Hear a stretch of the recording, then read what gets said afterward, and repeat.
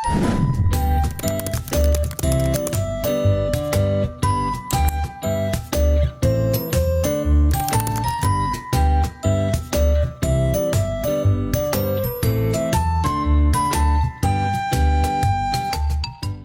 semua, perkenalkan nama saya Apriansyah Dama Pajo dengan NIM 2301060075 Program Studi Pendidikan Kimia.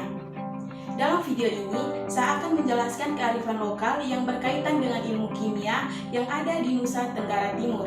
Untuk itu, saya memilih salah satu kearifan lokal berupa makanan khas daerah yang berasal dari Saburai Jua, yaitu koki holo atau dalam terjemahan Indonesianya kue cucur. Kue cucur adalah salah satu dari aneka olahan kue tradisional yang biasa ditemukan di beberapa daerah di Nusa Tenggara Timur. Kue cucur yang berbentuk bulat ini memiliki rasa yang sangat manis yang diolah dengan cara digoreng. Nah, apa sih kaitannya dengan ilmu kimia mengenai makanan khas daerah Sabu berupa kue cucur ini?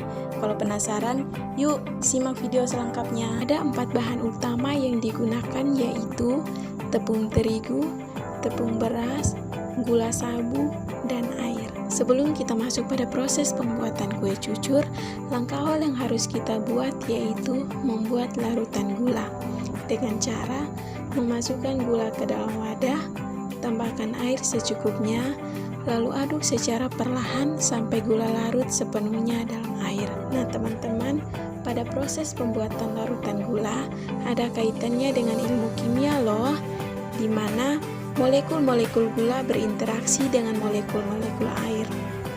Gula terdiri dari molekul-molekul sukrosa yang memiliki ikatan antara atom karbon, hidrogen, dan oksigen. Ketika gula larut dalam air, molekul-molekul sukrosa pecah menjadi ion-ion gula atau glukosa dan fruktosa karena interaksi dengan molekul air. Proses ini disebut dengan hidrolisis, di mana ikatan kimia antara molekul-molekul gula terputus oleh molekul-molekul air. Selain itu, gula sabu ini juga memiliki senyawa lain yang memberikan warna merah gelap seperti senyawa-senyawa fenolik atau pigmen-pigmen alami. Ketika gula larut dalam air, senyawa-senyawa ini juga ikut terlarut dan memberikan warna merah gelap pada larutan. Pada proses pembuatan gula sabu ini juga ada kaitannya dengan materi kimia, di mana hasil sadapan dari pohon lontar atau tuak menjelaskan tentang karbohidrat, gula sederhana, proses karamelisasi saat air tuak menjadi gula, di mana tahap ini dapat menjelaskan konsep termokimia, sistem dan lingkungan terbuka, entropi, entalpi, kecepatan reaksi, penguapan, pemanasan, perubahan titik didih, dan juga perubahan titik beku. Sekarang kita masuk pada langkah-langkah pembuatan kue cucur. Terdiri dari 5 langkah, yaitu yang pertama, memasukkan tepung terigu dan tepung beras ke dalam wadah. Yang kedua, menambahkan larutan gula secukupnya ke dalam wadah yang berisi tepung terigu dan tepung beras. Yang ketiga, aduk sampai semuanya tercampur rata. Yang keempat, diamkan adonan selama 30 menit. Dan yang terakhir, setelah 30 menit, goreng adonan dalam minyak panas dengan api sedang sampai warnanya kecoklatan.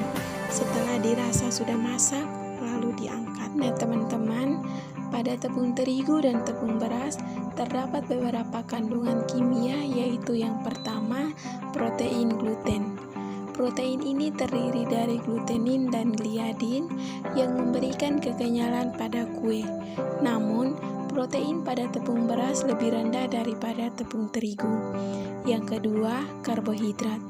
Karbohidrat utama dalam tepung terigu dan tepung beras yaitu amilosa dan amilopektin, yaitu polimer glukosa yang memberikan tekstur pada kue. Yang ketiga, lemak, dan yang keempat, vitamin dan mineral.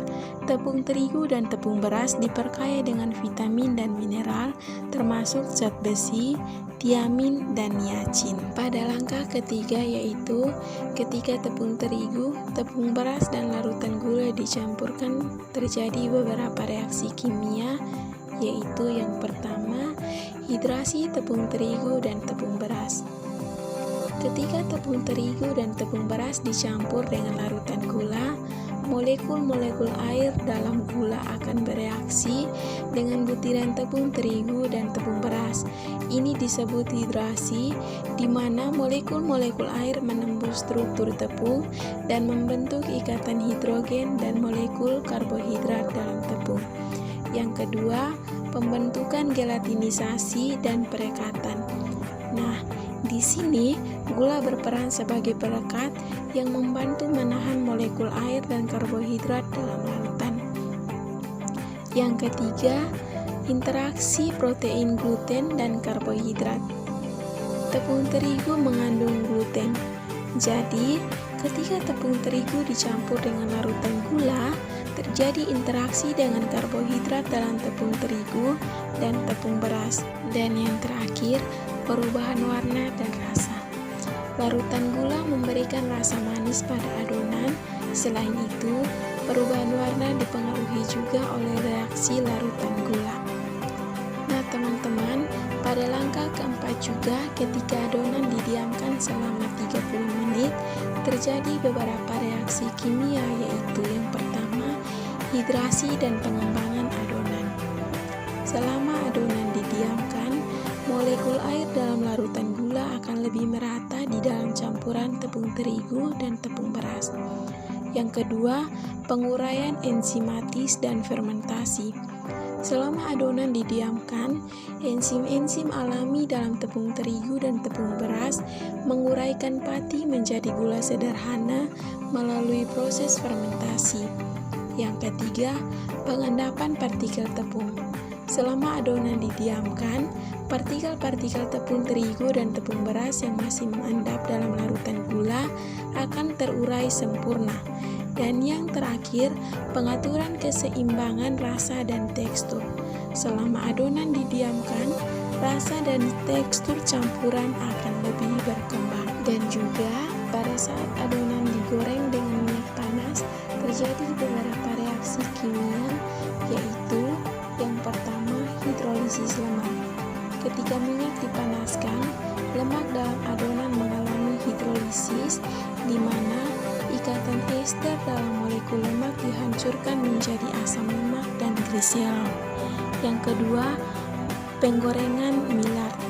Reaksi ini terjadi antara gula dan asam amino dalam adonan saat dipanaskan dalam minyak panas. Yang ketiga, pembentukan karbonil.